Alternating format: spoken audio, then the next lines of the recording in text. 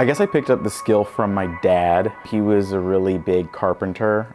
I used to work with him a lot, and that's kind of where I learned all the concept of taking something from a sketch to real life and being able to have a 3D object and break it down in your mind into flat, constructible pieces, if that makes sense.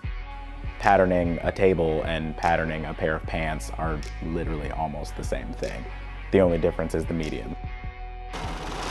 So an atelier is a workshop for creatives. It is the complete hub that a artist will need to actually be a functioning artist, like as a business. I got an amazing opportunity and I got this amazing location, and it would be aggressively selfish for me to not try and offer this same opportunity to other people. A lot of these artists make everything by hand. They can't give me 38 of one item. So they bring me what they can, they work out a deal on how it's gonna be carried here, and I sell it.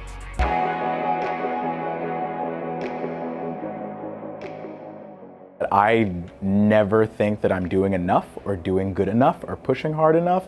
And then when you have a grand opening and you pack the house and the mayor shows up and speaks and cuts the ribbon and stuff, all of a sudden you're like, oh, I guess we are here. We've arrived now, you guys. So it was impressive and aggressively humbling.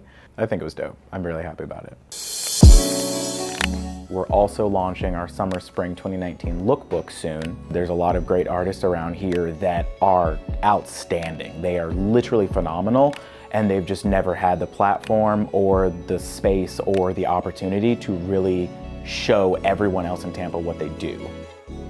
I just want to help people out, honestly.